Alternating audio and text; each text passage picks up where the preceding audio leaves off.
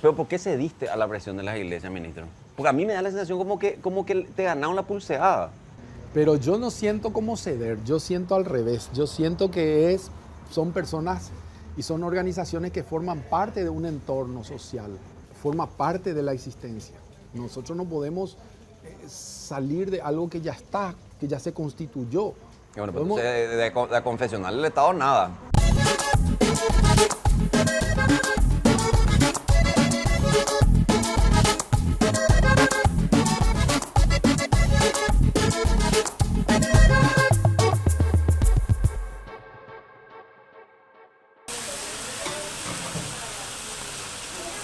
Hola, yo soy Fede Filártiga y esto es Latitud 25. En el episodio de hoy de Los mitos y leyendas, uno de los ministros estratégicos del gobierno de Santiago Peña, el ministro de Educación, Luis Ramírez. Ministro, ¿cómo te va? Muchísimas gracias por venir. ¿Qué tal, Fede? El famoso País Ramírez. Así es. ¿Por qué lo que te dicen País? Yo hasta ahora no sé. Mira, varias Te habrá contado 800 veces la historia. ¿Verdad? Fue sexto grado, hicimos una representación teatral en el Colegio Cristo Rey, Sí. salón de actos lleno de padres. Yo venía vestido de fraile, acompañábamos a Colón. Y terminando el acto de los niños, ahí las tres cosas que decíamos, salgo del acto y le hago una bendición a todo el teatro. Ah, vos jodiendo, así le dijiste. Y ahí quedó ya. Y ahí dice un papá, se mataron de risa todo y dice, ¿quién es ese que hizo de País? Porque los papás no nos conocían a todos. Y Ramírez. Y ahí quedó País Ramírez. Ah, pues entonces estamos hablando ya de hace décadas. Teníamos 12 años. 12 años, imagínate. Bueno, ¿qué vamos a comer? ¿Vamos a comer lomito o no? Dale, pues. ¿Listo claro. para comer y para cocinar después? Ah, sí, para cocinar. Ah, qué bueno. ¿Cocinar algo o no cocinamos? Algo. Bueno, vamos a cocinar un lomito después para la gente para los clientes de la lomitería. Bueno, ¿querés comer sándwich, lomito sándwich de pollo, carne, árabe? ¿Qué querés comer? Vamos con el pollo. Un lomito de pollo. Sí. Dale, perfecto. Un sándwich de pollo, entonces, ¿y tomamos una cerveza o tomamos una Coca-Cola? Bueno, Coca-Cola. Una Coca-Cola. Ok, perfecto. Dame 2 Coca-Cola frías, por favor. Dame un sándwich de pollo para el ministro y yo quiero un sándwich de carne, por favor. Y una porción de papa frita, porque la porción de papa frita acá, ministro, es la más conocida de la ciudad. Así que vale la pena tenerla en la mesa. Bueno, te agradezco mucho, ministro, de verdad. Hace tiempo queríamos tenerte en la mesa de los mitos y leyendas, porque, como sabrás, hay muchos temas que conciernen al tema educativo, pero también hay cuestiones de la definición de la política educativa que para mí es muy importante entender, independientemente a todas las crónicas que pueden haber de la escuela el techo que se cae, el kit escolar, etcétera, etcétera, etcétera, que digamos ya lo abordaste ya en diferentes medios y en diferentes circunstancias, ¿verdad? A mí personalmente es como que me está costando mucho, y te hago una confesión muy personal y espero que me entiendas. Últimamente me está costando mucho creer en las iniciativas de este gobierno, ministro, ¿verdad? Y sin embargo hay algo que todavía me genera esperanza en tu figura y en tu gestión, pero ahí es donde digo yo, ¿cuánto te cuesta realmente evangelizar sobre la gestión que estás haciendo a la gente que todavía se mantiene escéptica hacia las gestiones de este gobierno, ministro? Mira, yo creo que ahí hay dos momentos importantes. El primero es, mucho tiempo se abandonó dentro de la educación la idea de la pedagogía como centro.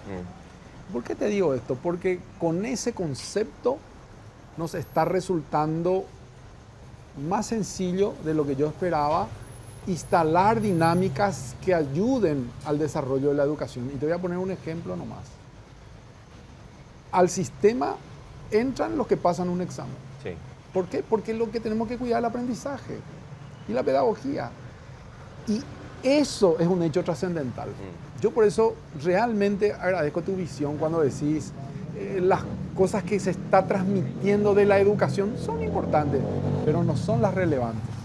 Lo que es relevante es que el maestro entre por concurso. Lo que es relevante es que se haga concurso de forma permanente. Cuando yo llegué me dijeron, ministro, no se puede hacer ningún concurso.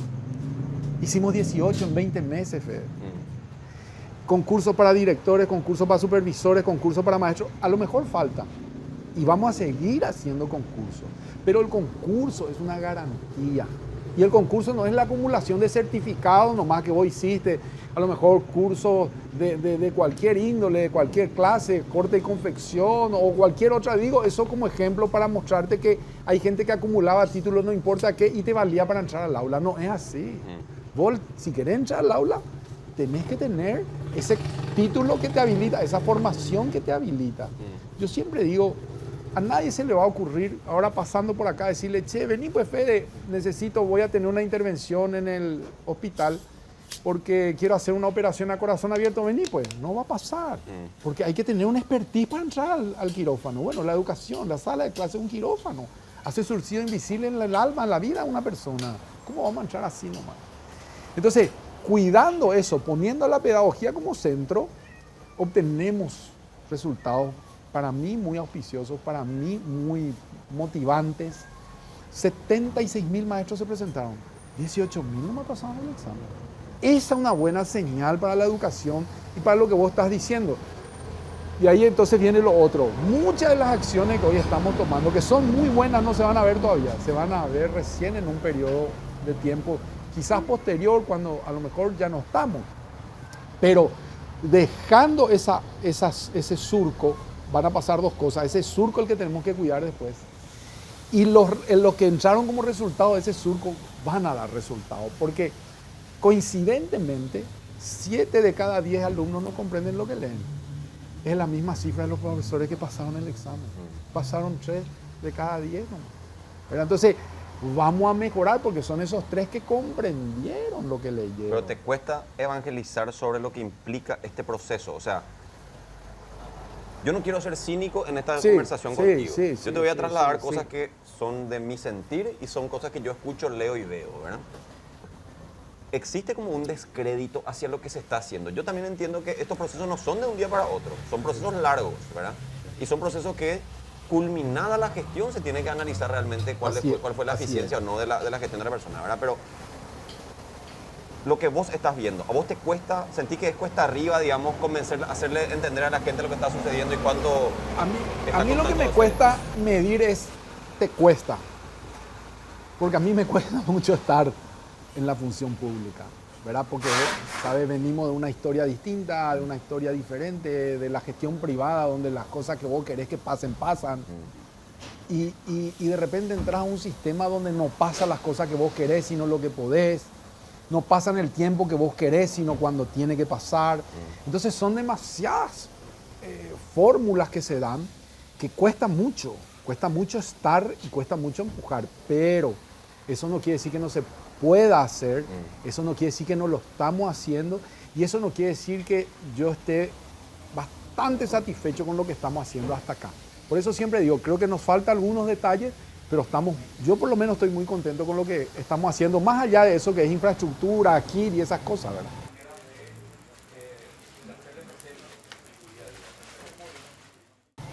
¿Cuál es la política educativa hoy del gobierno paraguayo? Porque, según tengo entendido, aún no está en vigencia el plan de transformación educativa. El Plan Nacional de Educación terminó el año pasado y hoy, hablando con algunos especialistas, te dicen, hoy no hay una política rectora de la educación paraguaya. ¿Estamos a la deriva con la educación hasta que se implemente el plan de transformación educativa? Lo que pasa es que hay académicos que creen que solamente teniendo en un papel existe una política, ¿verdad? Yo te voy a poner un ejemplo. Nosotros como país optamos ahora por trabajar en la primera infancia de una manera como nunca antes en la historia.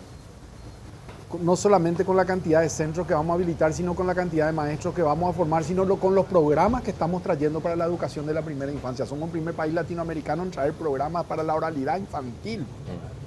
Pero no solamente esa visión, sino una visión general y holística de lo que es la educación de la primera infancia. Entonces, claro que hay una política claramente dirigida y diseñada para trabajar la primera infancia. Hay una política para desarrollar la educación de la comprensión. Hay una política para desarrollar la educación matemática. Es decir, hay una política para que la pedagogía esté en el centro. Entonces, ahora, este año yo sí creo que tenemos que comenzar una construcción social donde tenemos que hacer más allá de la política, porque política educativa hubo siempre, pero cambió la educación, ¿verdad? Entonces, ¿qué pasó con esas políticas? ¿Con qué criterios se diseñaron? ¿A qué política universal respondieron? Las reformas educativas, vos mirás la reforma de Latinoamérica, todas son las mismas. La misma reforma educativa en todos los países. Entonces, ¿qué pasó? ¿Quién financió esa reforma?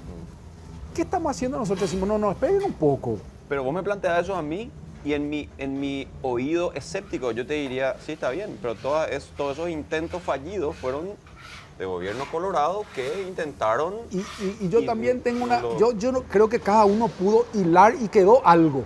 A lo que voy nomás es que no es a veces empezar haciendo esa estructura desgasta mucho lo que le pasó a transformación educativa. Y mientras tanto no hacemos nada. Entonces, ¿qué hicimos nosotros? Vamos a hacer. Y después vamos a discutir también. Después vamos a llamarle también a los académicos. Después vamos a reunirnos con todos los sectores. Vamos a trabajar con los maestros. Vamos a trabajar con la sociedad. Sí, vamos a trabajar con todo. Pero no vamos a empezar por ahí. Porque si empezamos por ahí nos empantanamos y no vamos a poder hacer nada. Y 5 años es poquísimo. ¿Qué es lo que más te cuesta todo este proceso?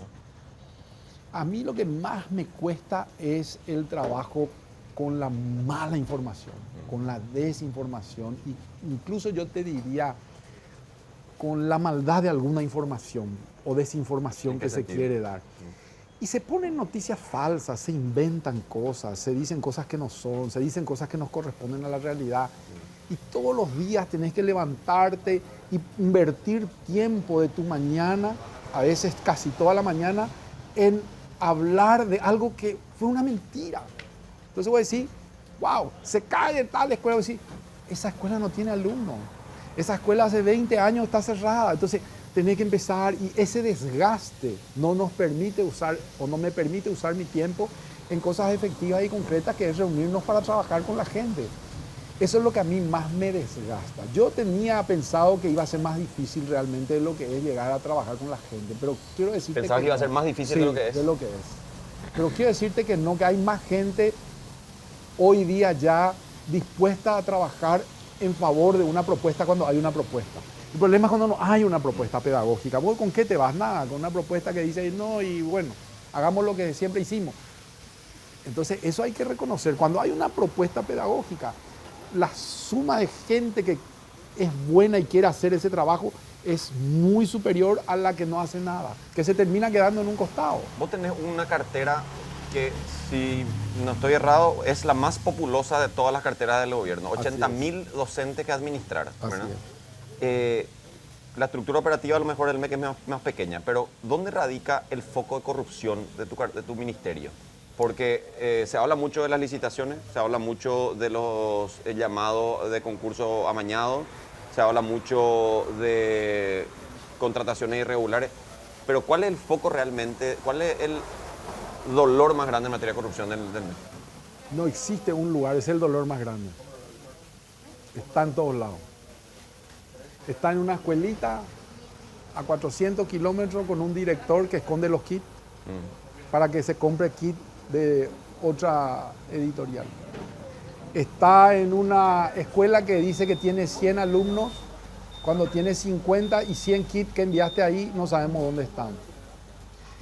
Está en una escuela que dice tener alumnos que no son. O sea, digo esto porque vos ya citaste los grandes ítems que la gente siempre dice, las licitaciones, desde ahí hasta allá. Entonces, y quiero decir esto porque no es que la corrupción está en un sector, en un lugar muy concreto, muy identificado. No, está en todos lados. En todos lados. Donde vos te descuidás está. Entonces, por eso que es muy complicado y muy complejo. Y para darte otro dato nomás, parecido a lo de la corrupción, pero para que se grafique y se entienda. Nosotros tenemos 94 personas que están hoy con juicio por acoso, por ejemplo. Son maestros, directores. Esto pasó en 20 meses. O sea, así es. No es que haya un sector, esto está en todos lados. La corrupción, lastimosamente, forma parte de una cotidianeidad paraguaya. Es endémica, están todos los sectores.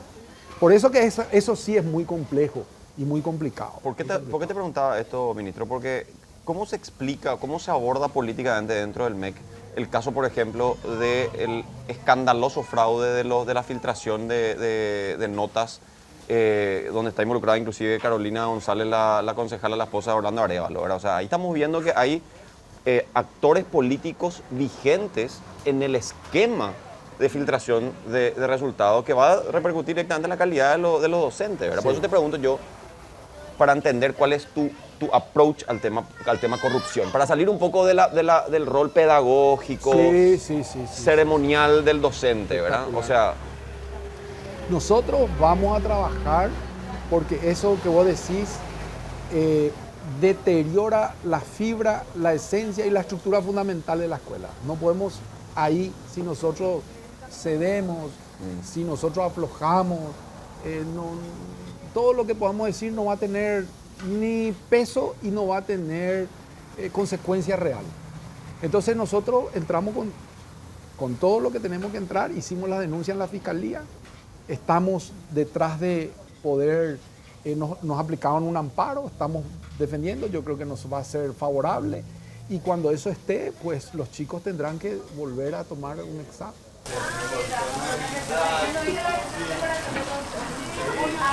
Estamos hablando del ingreso al centro de formación. Ingreso al centro de formación. De docentes. De docentes.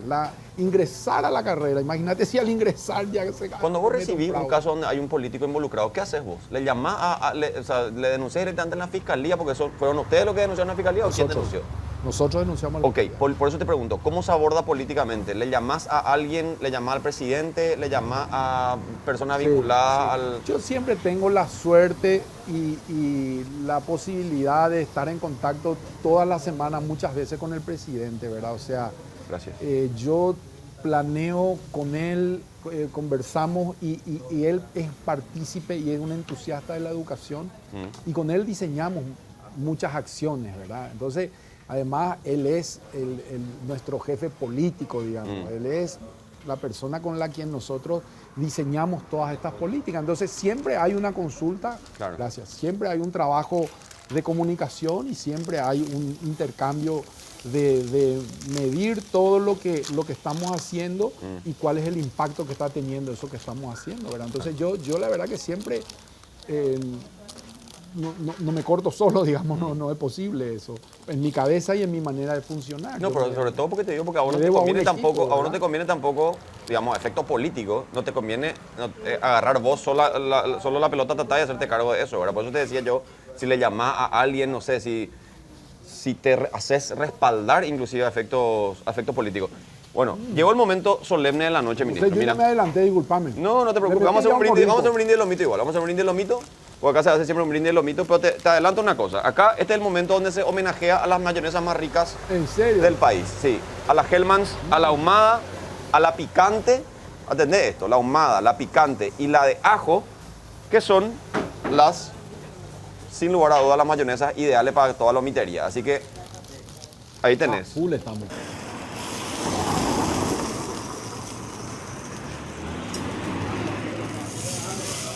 Vamos a ir con la ahumada. Anda con la ahumada que tiene cebolla caramelizada, que es brutal. Yo voy siempre con la de ajo, que es mi favorita. Esta es lo más. Ahí está. Esta es la de ajo. Y la picante para el lomito. Después le puedes meter un poco. Muy bien. Ahí está. Y esta papa frita, como te digo, es una papa frita que está para el recuerdo.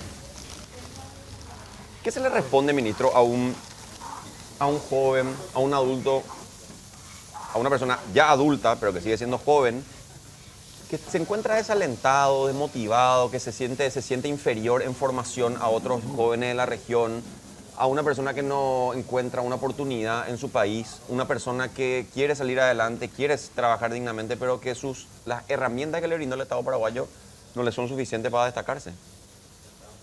Y la verdad que es muy triste que eso ocurra, pero yo por lo menos lo que digo es que busquen, y sobre todo los jóvenes, que tenemos las becas, por ejemplo, que es una manera extraordinaria de nivelar la inequidad y creo que eso está generando un impacto bastante importante que se va a ver también en un tiempo.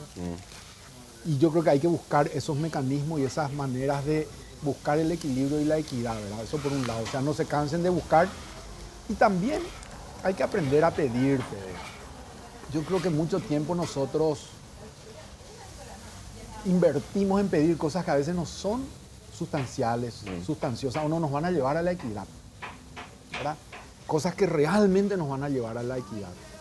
Entonces, yo creo que eso también tenemos que generar entre todos, ustedes, nosotros, una conciencia distinta de qué reclamar. Ya cambió el tiempo de protestar por ciertas cosas, todavía traemos, en mi juicio, ¿sí? Todavía traemos esa visión de la época de la dictadura, de ese modelo de protesta. Hoy tenemos que estar en otra dinámica nosotros. Con usted que no estoy diciendo no protestar, estoy diciendo tenemos que buscar un mecanismo más eficaz. ¿Cómo cuál? Por ejemplo, reunirse, nosotros creo que hemos hecho eso. Nos reunimos con los jóvenes cuando hubo conflicto, llegamos a conclusiones, acuerdos y se mejoró en todo lo que se les iba a dar, inclusive las becas. Hemos mejorado las becas a partir de preguntarle a ellos qué necesitan. Y nos dijeron, no es, nosotros no estudiamos porque somos burros, no queremos entrar a estudiar ingeniería, no tenemos plata para estudiar ingeniería. Eso nos dijeron los alumnos. Vale caro, tenemos que laburar. Imagínate cómo pudimos tomar nosotros una política de decir, bueno, todos los que van a hacer ingeniería, 10 millones la beca. El resto 6, el resto 3 nomás. Entonces, pero en la conversación, en ese reclamo ordenado, en esa dinámica de contar, esta es mi realidad, esto yo necesito. Sobre todo, como yo siempre digo, cuando hay un Estado que escucha, o un gobierno mejor que escucha, y personas que estamos abiertas a escuchar y a aplicar los aprendizajes, yo creo que esa tiene que ser la dinámica ahora. Qué bueno que traes a colación eso de armar los espacios. Porque te iba a preguntar yo, ¿cuán participativa vos crees que es la gestión que estás llevando a cabo dentro del MEC?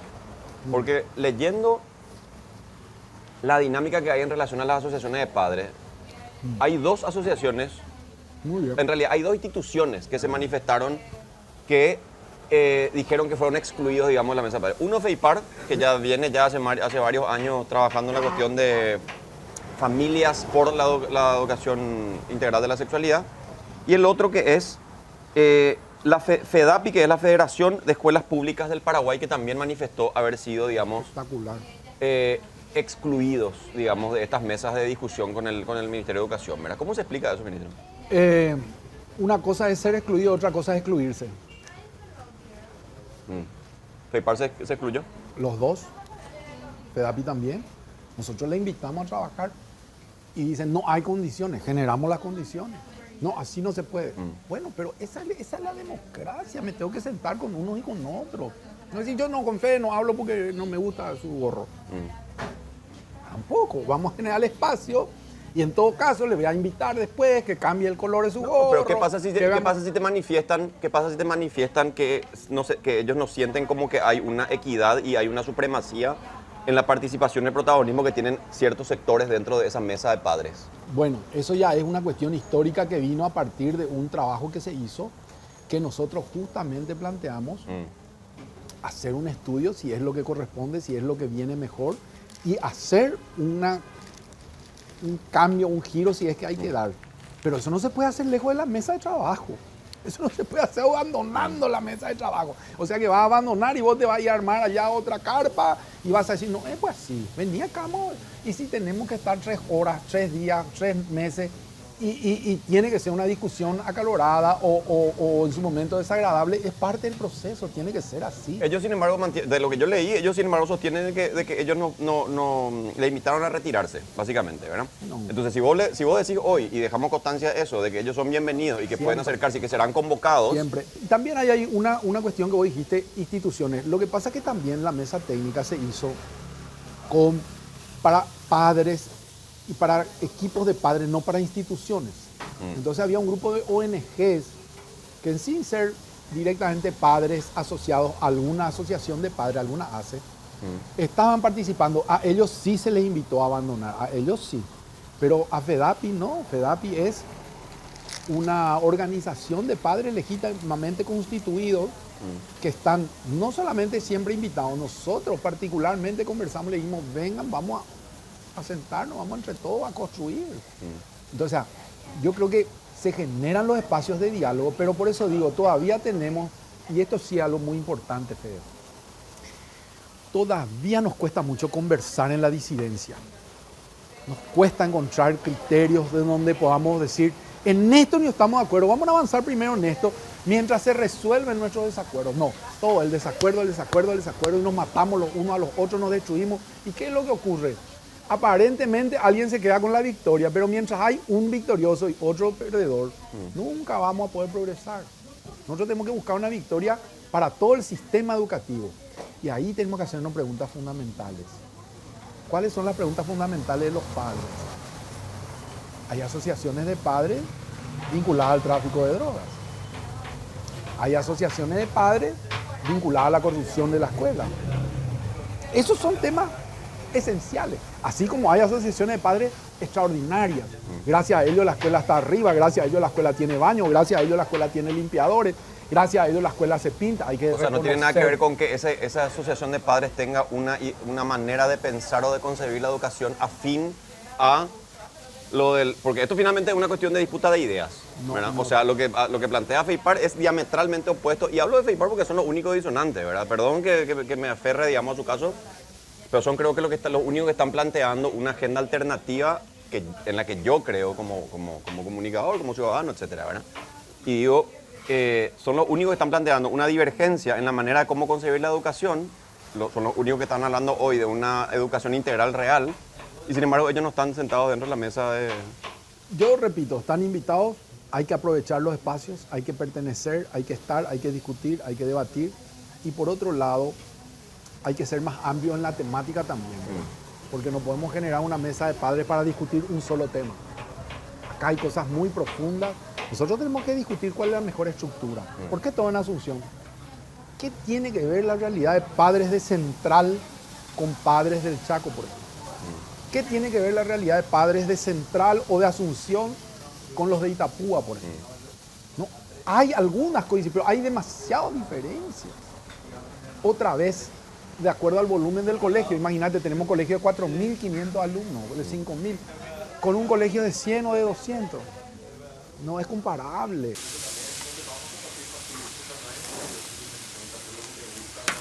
¿Qué opina, ministro, de la persecución del sector civil, de las organizaciones de la sociedad civil? Y yo creo que ahí hubo de todo, digamos, en el sentido de que hay organizaciones de la sociedad civil que hicieron un trabajo impecable durante mucho tiempo. Y hay organizaciones de la sociedad civil que no lo han hecho, que han aprovechado esa beta, ese espacio para ser refugio de otras cosas, digamos. Entonces yo creo que sí le faltaba un orden, pero que a veces en ese orden podemos generar que justos paguen por pecadores, ¿verdad? Y estemos generando toda una persecución a la sociedad civil organizada que es fundamental para que una sociedad avance. No se puede avanzar sin la Qué bueno sociedad que civil. decís eso, pero qué bueno que decís eso porque parecería como que el gobierno no tuvo en consideración esa cuestión de la necesidad de la sociedad civil organizada, ¿verdad? No, yo creo que se tiene en cuenta. Lo único que ahí, la diferencia es que hoy yo siento que tenemos es quién considera cuál es la organización de la sociedad civil organizada para un bien público. Esa es la crisis. Bueno, pero sin embargo yo te puedo decir que un Bachi Núñez tiene una organización que reúne a los municipios y que esa organización no está siendo perseguida hoy por el cartismo. Por eso te digo, hoy hay muchas organizaciones de la sociedad civil que están cumpliendo trabajos importantes. ¿Te parece que la de Bachi cumple un rol importante? Yo no sé cuál exactamente es ni qué hace, no te puedo decir. La OPACI. La OPACI es antigua, tiene mucha... Sí, pero es una instancia administrativa que reúne a los... Si es una ONG o si no es una ONG, ahí justamente radica la discusión. ¿Por qué organizaciones del rubro que sean afines al gobierno no están satanizadas y otras que plantean una agenda que ellos consideran que amedrenta o que amenaza su agenda de poder son perseguidas y satanizadas? Porque hoy finalmente vos estarás al tanto de todos tus colegas con los que trabajaste antes de ser ministro en organizaciones como Juntos por la Educación, por ejemplo, que hoy están de alguna manera, severamente comprometidos en cooperación internacional, en cuestiones operativas, fondos y demás, por una ley persecutoria del sector civil, ¿verdad? Sí, yo creo que ahí, más que hay una persecución, yo creo que lo que hoy hay es En el caso de Opasi, volviendo, es una organización de intendentes municipales que son parte del gobierno. No es que el gobierno le apoya a los intendentes en contra de las otras, no. Los intendentes son parte del gobierno, son gente electa con la que se trabaja. Y son actores vivos del gobierno. Y ahí sí, no importa de qué partido sea, son actores. El intendente es un actor que tiene hoy vida real en su municipio, en su comunidad. O sea, es distinto a una ONG como Juntos por la Educación, por ejemplo, ¿verdad? Que tiene a mí me gusta mucho hablar con actores de poder sobre este tema. ¿Sabes por qué? Y no por una cuestión sensacionalista, sino que por una cuestión de elevar la vara a la discusión del entendimiento, lo que implican las discusiones reales, ¿verdad? O sea, ¿en qué invierte el tiempo el gobierno? ¿Vos crees en la Agenda 2030? ¿Cómo se la presenta? Claro que existe la Agenda 2030, sí, pero alineada o enmarcada en el concepto del globalismo, como le dicen muchos, que está tratando de satanizar a los niños y corromper a todos los niños del mundo. Yo creo que esas agendas existen. Hay agendas que intentan imponer su filosofía, en todos lados. Hay agendas que intentan imponer su visión y hay agendas que intentan imponerse dentro de un esquema político, de un lado y del otro. Eso es así, eso existe. Ahora, si es 2030, 2040, 2050, si es un grupo que está acá, un grupo que está allá, y eso ya es más difícil de definir o de precisar. Pero sí hay agendas, todos tienen agenda, todos tienen política, o sea, es imposible una acción política sin una agenda. Totalmente. Y que no hay que tener miedo a reconocer eso, ministro. Sí, porque así es. Y me encanta que lo digas en esos términos, me encanta que lo digas y te reconozco, porque son uno de los pocos del gobierno que se animan a decir que esto finalmente es una disputa también, no sé si ideológica, una disputa de planteamiento, porque de alguna manera todos queremos que un país sea de acuerdo a los intereses y a los valores de cada uno. Así es. ¿Verdad? Así es. O sea, a mí me encantaría que este país sea cada bastante uno más... defiende ciertos valores. Correcto. Yo creo que eso en las últimas elecciones fue muy fuerte, donde se puso casi como un elemento central en las campañas de cada una de las propuestas, ¿verdad? Y es así. Hay una política atrás, hay una idea atrás, y es normal que quienes están en ese ejercicio, como pasa en cualquier parte del mundo, tengan una tendencia a defender sus principios, sus valores y sus creencias. Eso funciona así.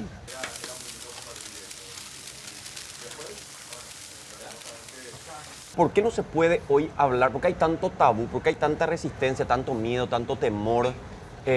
Finalmente se armó como una especie de persecución a todo lo que implique la discusión sobre género, ministro, ¿verdad? Y se dan estas situaciones donde el miedo abunda y detiene, impide que se discutan sobre ciertas cuestiones. Yo creo que hay niveles, como bien señalaste. Hay un nivel muy territorial, muy local, que definitivamente, como vos decís, tiene miedo. Y el miedo muchas veces viene por desconocimiento. Viene porque es un tema que venimos de una cultura donde no se hablaba, donde no se trataba, donde no se incluía como parte del proceso educativo la afectividad y la sexualidad. Una muestra de eso es la cantidad de feminicidios, la cantidad de violaciones a niños, niñas que tenemos, ¿verdad? 2 partos por día de menores de 14 años implicó una violación. Entonces, es una sociedad que todavía no resolvió un tema de la afectividad y la sexualidad. Y quieren que la escuela resuelva. Y la escuela es la caja de resonancia de los problemas sociales no resueltos. Pero no es la escuela la que va a resolver sola. ¿En el CDI se enseña ESI o no? En el CDI se enseña, claro, es parte. Lo que pasa que esa es una buena distinción. Eso pues no se enseña, se vive. O sea, no, es algo que sí, pero no puedo yo.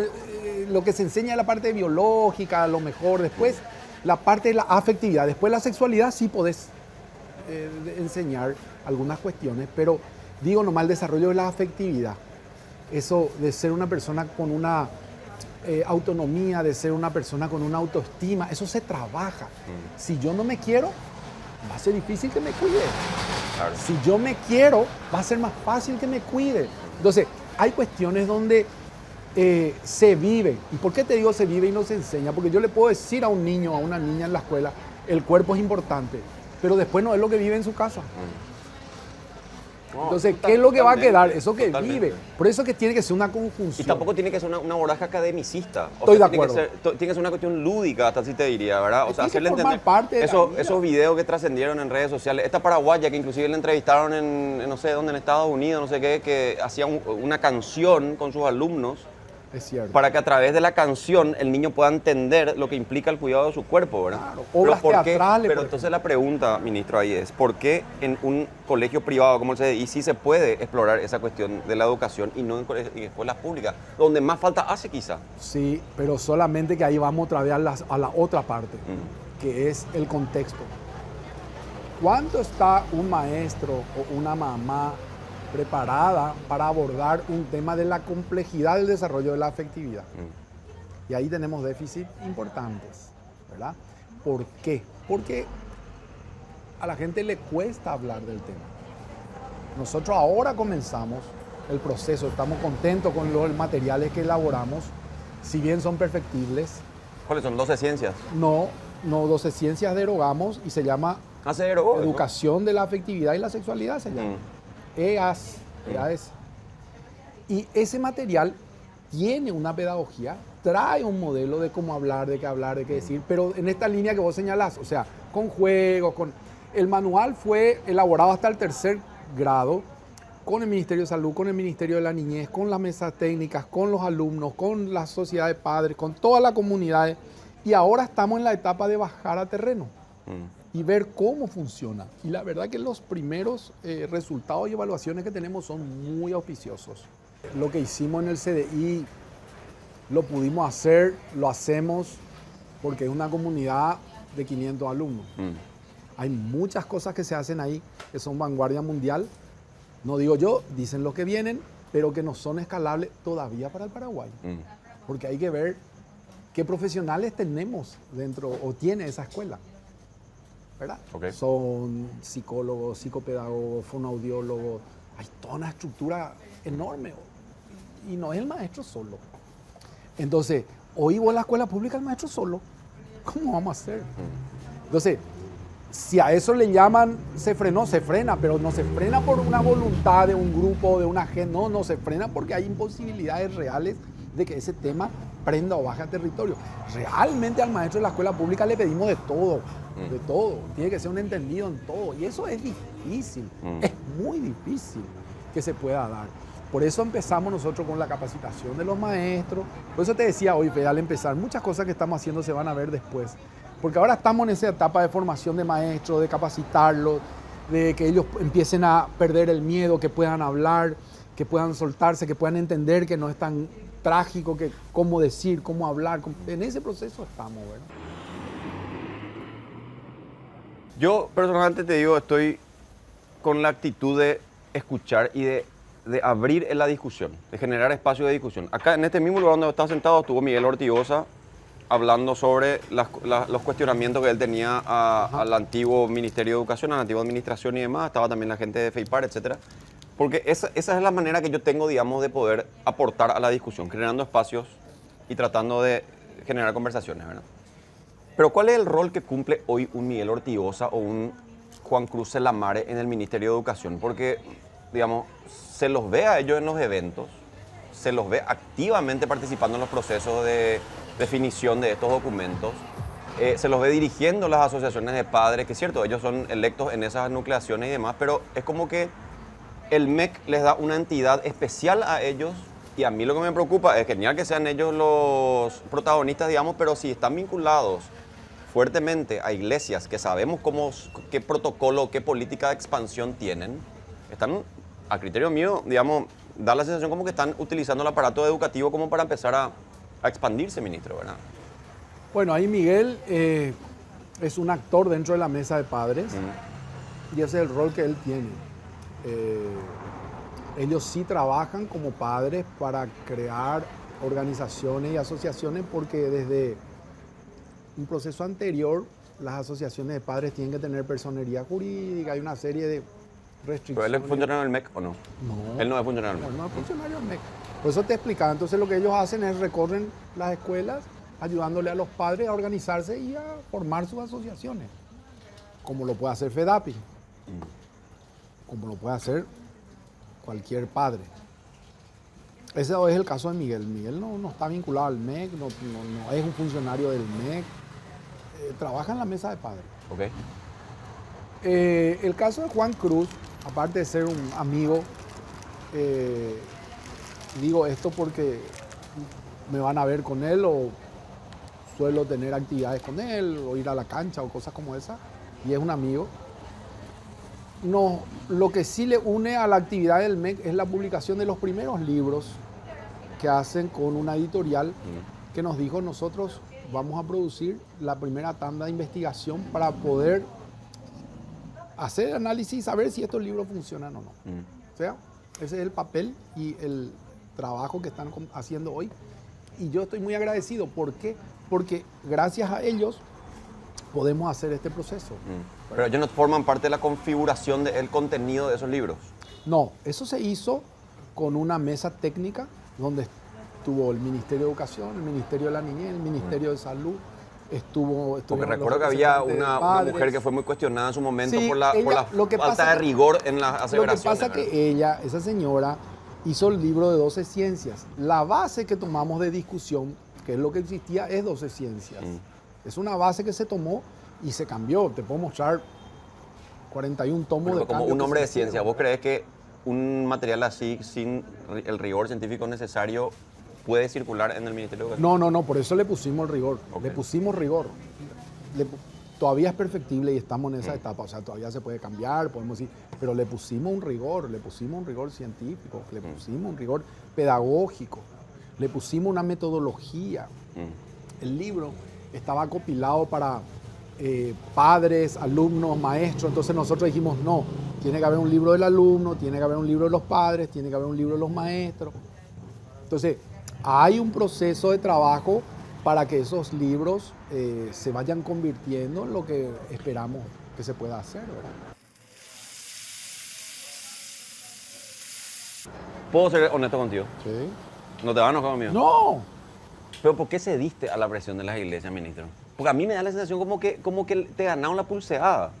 Es una percepción mía. Está bien. Es una percepción mía, con mucho respeto te lo digo, pero es como que siento como que te ganaron la pulseada en esa cuestión en esa disputa por pertenecer o no pertenecer al anillo de poder dentro del Ministerio de Educación, sabiendo sus intereses y sabiendo la naturaleza de la... Y ojo, esto no es una cuestión contra las iglesias, ni siquiera contra. Esto no es en relación a las iglesias evangélicas nomás, las iglesias en general, porque la iglesia católica también está detrás de esto, obviamente, ¿verdad? Así. Pero yo no siento como ceder, yo siento al revés. Yo siento que son personas y son organizaciones que forman parte de un entorno social y de un entorno que está vinculado, al desarrollo. Está vinculado a iglesia. Y pero eso a mí me... ¿Vos sabés cuántas escuelas tenemos dentro del sistema también de iglesias católicas? Hay más de 300. Y sí, está bien, pero son iglesias que están, su origen, su naturaleza es esa. Entonces, a lo que voy nomás es que forma parte de la existencia. Nosotros no podemos salir de algo que ya está, que ya se constituyó. Y bueno, pero de confesional del Estado nada. Y unas 4.000 escuelas, 4.700 escuelas, ¿verdad? Y lo de confesional también es una discusión que yo aprendí. Y el primer día llego a un evento, no voy a decir dónde, pero era en el interior. Y antes de empezar la clase, entra y le dicen: bueno, aquí vino el monseñor, va a dar la bendición. Y se hace toda una oración. ¿Quién monseñor? En ¿Quién? todos los actos. Y en un departamento determinado. Ok. Pero eso se repite siempre. O sea, confesional, o sea, siempre está alguien para dar esa dinámica. O sea, eso es muy paraguayo. Sí, pues yo me refiero no podemos más a una nosotros cuestión... abstraernos de esa realidad. No, yo no te pido eso, yo no te pido. Yo lo que te pido es que desde la dirigencia estratégica educativa, al tenerle a una persona como vos, lúcida, formada en el tema, yo esperaba, ¿verdad?, que vos digas: no, chicos, esto es, ustedes van a estar de este lado de la... vamos a atender todas sus sugerencias, porque para mí eso también es legítimo. Claro. Miguel Ortigosa puede tener todas las mejores... Sí. Que de hecho lo discutimos en el mejor de los términos acá en esta mesa, ¿verdad? Sí. La única cuestión que yo digo es, si acá le vamos a estar dando participación solamente a los grupos vinculados a las iglesias que tienen, sabemos el tipo de intereses que tienen, no se va a estar instalando, o sea, no se va a estar instalando una cuestión plural en base a la visión de todos. Pero ¿cuál es el criterio para decir que le estamos dando participación? Y porque conforman todas las mesas de discusión, ministro. No. Todas las mesas de discusión. ¿Cómo todas las mesas? Las mesas de discusión de padres, Después. Pero evento que hay del MEC, o sea, basta con ver en el reporte de prensa nomás. No. A mí me dijeron varias personas, no te quiero revelar la fuente porque no vale la pena, ¿verdad? Pero a mí me dijeron varias personas que estas personas se pasean por el Ministerio de Educación. No. Y que habitualmente están ahí. Espectacular. Y te voy a decir, pero más, no quiero hasta que tiene una oficina sí. al lado de la mía. Y todo es mentira, pero es mentira, Fede. O sea, entonces, mira, ¿cómo se dio las cosas con el tema de transformación educativa? A mí me da la pauta de que ahí había una intención de utilizar la causa educativa como para poder armar un bardazo, encontrar un enemigo, le encontraron a la Unión Europea como el enemigo y se armó un quilombo diplomático de grandes proporciones. ¿Cómo se recupera o cómo se recompone las relaciones con un bloque como la Unión Europea después de un desaire como el que se generó? Yo en realidad con respecto a la cooperación tampoco veo con buenos ojos lo que la cooperación hizo muchos años en Paraguay, sea la Unión Europea o sea quien sea. Porque hace cuántos años que cooperan, hace cuántos años que invierten y estamos igual. Entonces algo no se hizo bien. Eso como paréntesis nomás, un comentario. Ahora, yo sí creo que transformación educativa, y lo advertimos en su momento, cometió muchos errores estratégicos en su proceso. Por eso nosotros no quisimos comenzar por una discusión social cuando no están dadas las condiciones para hacerlo y no existen los liderazgos para hacerlo. Totalmente. Entras en un esquema como en el que entramos y un tema tan trascendente se tranca. Totalmente de acuerdo. Y se tranca por detalles que podían haber sido solucionados. Pero ¿sabes cuál es el problema con lo que estaba diciendo recién, ministro, vos? Que la cuestión de la cooperación, que vino, sea Unión Europea, sea USAID, sí, sea quien sea, no importa, ¿verdad? Que el problema está en que ellos dan la plata nomás. ¿Quién ejecuta quién es?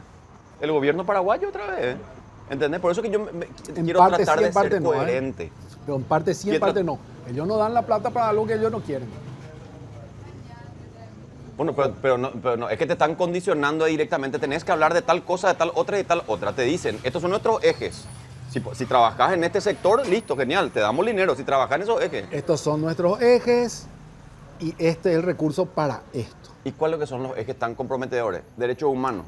No, yo no estoy diciendo que sean comprometedores o no, desde ese punto de vista crítico, pero sí comprometen un recurso a acciones que ellos creen, y no siempre esas acciones fueron las que necesitamos, ¿sí? Las que se necesitó para hacer un cambio en la educación. Entonces, a eso nomás lo que yo apunto, y miro también con mirada crítica, siendo yo la persona que más trabajó en este contexto de crisis con la Unión Europea para lograr un consenso. Y creo que lo hemos hecho. Pero Luis, fue una pelada cuando tuvieron que recular después. ¿O no? Me equivoco. Fue una percepción mía, pero una pelada de tener que recular cuando decía una cosa y después se reculó cuando... Pero yo no creo ahí en la reculada. Yo creo que en todo proceso de la vida hay negociación. Y yo creo que te habrá pasado muchas veces que vos decís, sí, mira, no. Y mil veces, pero yo no soy Estado. No, pero el Estado, no, digo lo de recular nomás. Sí, por eso, mil veces. Humana normal, que mil se veces. Tiene que dar en cualquier negociación cuando vos querés crecer. 1000 veces. Y no hay que tomar la reculada como una cosa catastrófica, no. Y además, como recular, decir, no, si nosotros hicimos un proceso en donde vemos que hay una acción que hoy es mejor que la de ayer, ¿por qué no lo vamos a hacer? ¿Por qué vamos a ser necios y decir, no, vamos a chocarnos? No vamos a chocar. Vamos a hacer una manera de resolver eso cotidianamente o en ese contexto. Vos sabés que Coca-Cola pues está con su promoción de los nombres en las botellas. Sí. Y teníamos que conseguirte una que diga Luis, pero no conseguimos. Entonces dijimos, Renzo nomás, ya Luis Renzo que se llama el ministro. ¿Entendés? Entonces conseguimos una que diga Renzo. Qué bueno. Porque te quiero recordar que de Coca-Cola Paraguay reafirmamos nuestro compromiso con la circularidad de nuestros envases. Por eso ahora las botellas de Coca-Cola y de toda la línea de Coca-Cola, ministro, te cuento, están hechas 100% con material reciclado. Esto no es reciclable, esto ya es reciclado. Este material ya es reciclado. Así que vos también podés unirte al ciclo de la frescura, separando tus residuos y dándole una nueva vida a tus botellas con toda la línea de Coca-Cola. Así que Coca, gracias por acompañarnos. Coca es el infaltable. Este es un protagonista más de la discusión en la mesa de los ¿Te puedo contar algo? Sí. Como tengo ahí algunos amigos muy queridos de muchos años en Coca, me pusieron una que dice país. ¿Y te mandaron? Dios mío, entonces no chupame, entonces. Para que vayan con la autoridad. No, Coca-Cola es lo máximo. Yo quiero una que diga fe, entonces ahora para... ¿Te gusta el lomito o no? Sí, no. Lo que pasa es que no me da tregua. No, métele ahí un mordisco, métele un mordisco. A ver, un mordisco. Brillante. ¿Cuál era el que te gustaba? La ahumada tenés. Ahí te doy por las dudas, por si querés más. Antes de irnos a la parrilla, te cuento que Bueno Bank es el único banco que te ofrece atención digital y presencial las 24 horas del día, los 365 días del año. Acércate a cualquier local Bueno Bank más cercano o descargar la app y comenzá a disfrutar la experiencia con tu aplicación de Bueno Bank. Bueno Bank, el banco paraguayo de todos, así que ya sabes. Bueno, vamos a hacer un lomito. ¿Quién se anima a comer un lomito? Acá Carmen se anima a comer un lomito. Bueno, para que vaya bien con... No le queda otra. No sé. O come el tema. ¿O no? Bueno, a ver. Un huevo, bro. Sí, pero tiene que ser un huevo. O sea, que los huevos se cuecen acá si están de este lado por el calor. Ah, mira.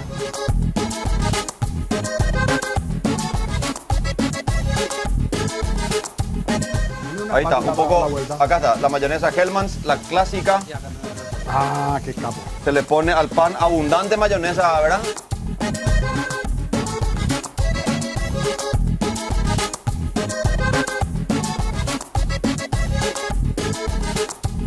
Lo que pasa es que hay mayonesa y mayonesa, ministro. Vos tenés que saber que lomito sin Hellmann's no es lomito. No es lo mismo, no es lo mismo.